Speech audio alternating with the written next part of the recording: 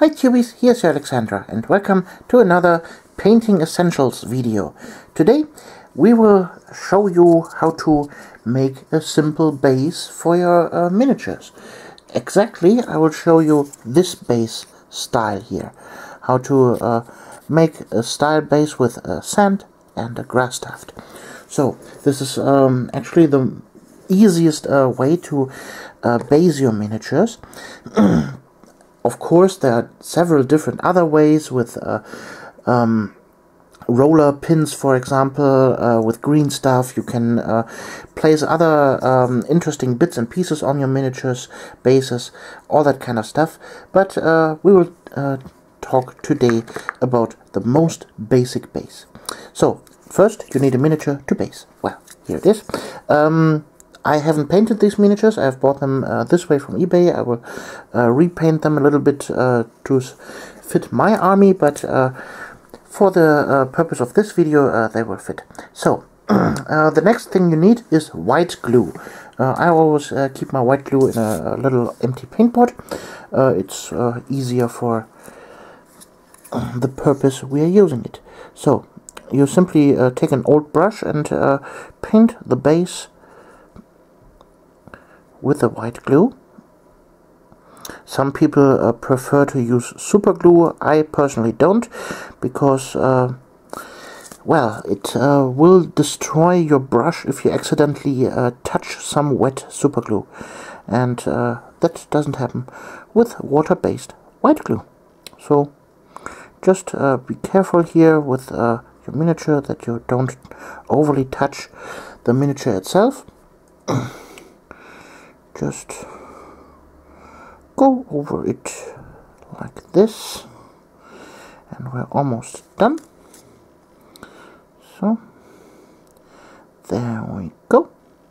Then of course you need to carefully wash out your brush. You don't want to leave any white glue behind, because if you do that, the brush is completely destroyed and will never be used for painting purposes again. So at least 3 rounds of washing and wiping on the paper towel, and your brush should be okay. So you have now here your base, and then it's time for the sanding part. Here, this is the sand I'm using. I get often asked what kind of sand I'm using. This is a mixture of 3 different kinds of sand. As you can see here, there are several different granular levels in here. It is a mixture of birdcage sand, so very, very fine sand, then sand found on a playground, and some bigger gravel that I've mixed in there. So, and what you simply do is you, oops, you can see the power of the white glue with the brush sticking in it. So you simply dunk your base in there, then you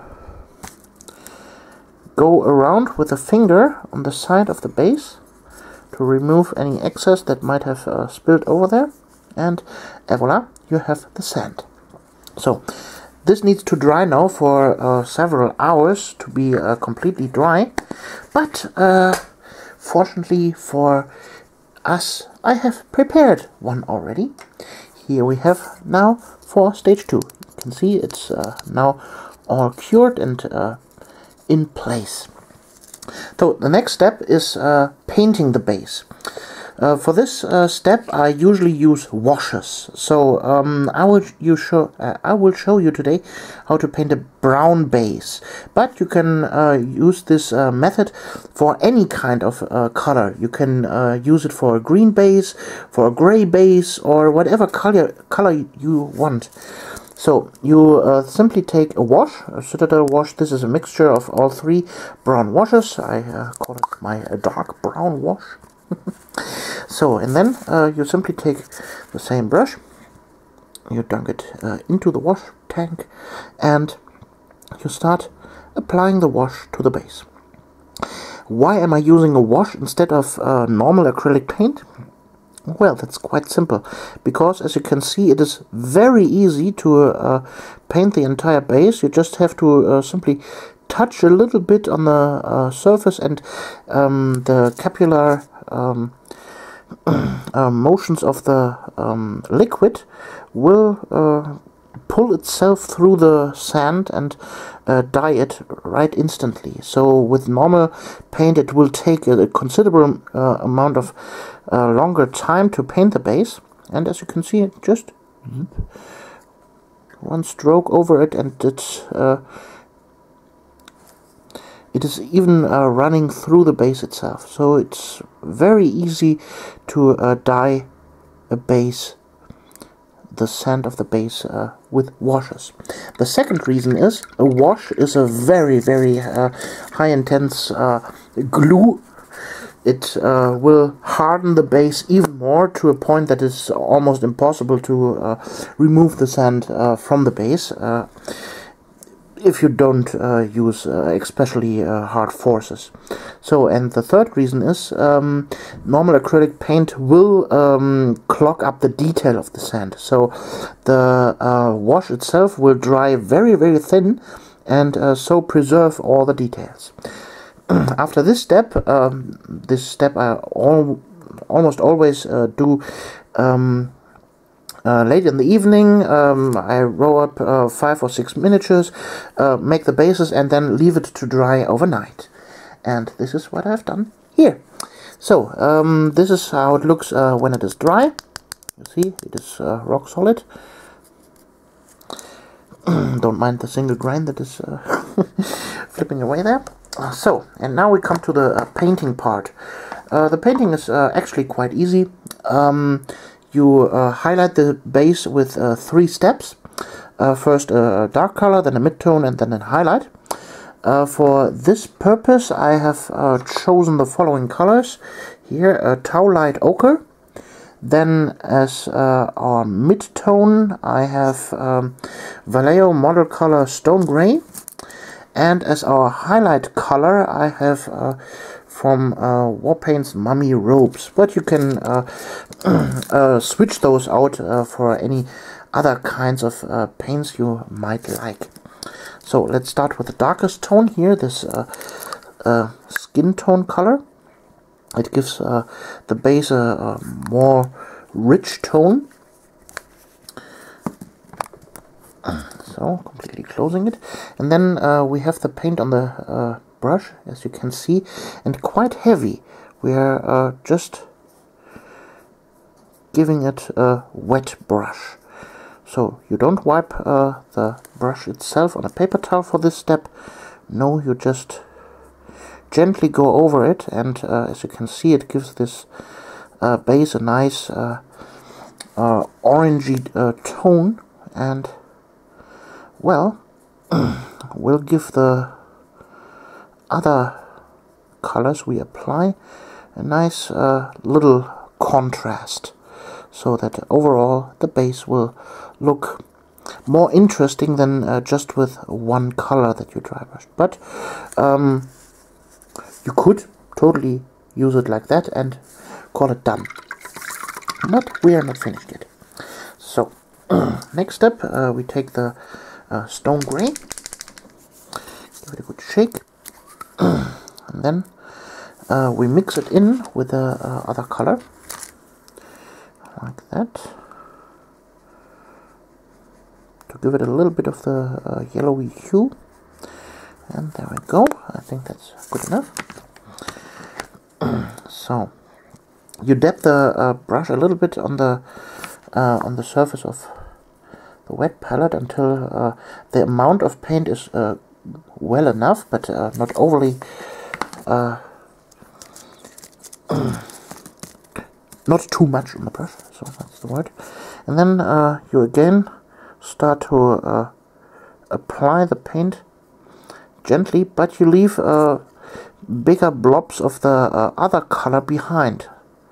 As you can see, I'm not covering every single inch, just here and there, so that the other color is still visible. See? That gives overall the base a more intense look. So, now I come to the last step. I take here Mummy Robes, very light off-white color. You could also use, for example, wraith bone, or for example, skeleton bone, or if you go extreme, you could go for straight white. But mummy ropes will do the trick. So you take that on your base, on your palette, I mean, and then you just gently touch the highest spots here and there, like before. Not the entire base, just here and there a few spots, just on the highest points, to give it a nice overall highlight. But in general, you have now a nice variety of colors in the base to make it quite interesting to look at. So that's this step done. You could at this point totally stop, but we will go even one step further, and the next step we do is grass tufts. You can find those from several different sources, be it Games Workshop. This would be here the dead grass tufts, or from Woodland Scenics, for example, or well, there are several different brands of grass tufts out there. So you just simply choose one that looks nice and might fit on your base, like this one. So you take again your white glue, you take your base, then take the tweezers, grab your tuft, paint the backside with a nice blob of white glue. There you go. So then also make a tiny blob on the base itself. Then you simply press down the grass tuft, and this step is also done. Again, wash out your brush properly if you handle white glue. And there you have it. This is the base. Now you can paint the edge of the base in any color you like that would fit your army. I, for example, use most of the time Rhinox hide.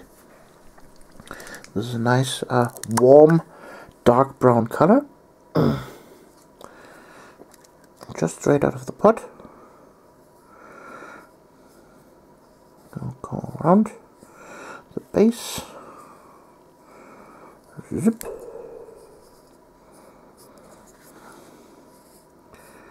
Just like that. So you leave that then to dry. First of all, you see the markings here on my paper. This stems from this step. I stamp the base on paper to remove the excess on the base. Then I place it on a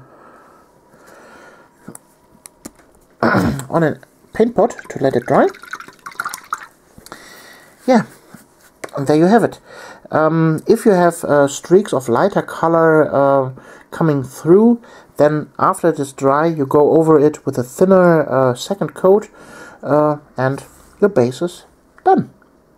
Well, I hope you liked this little tutorial, and we see us in the next video. You're Alexandra.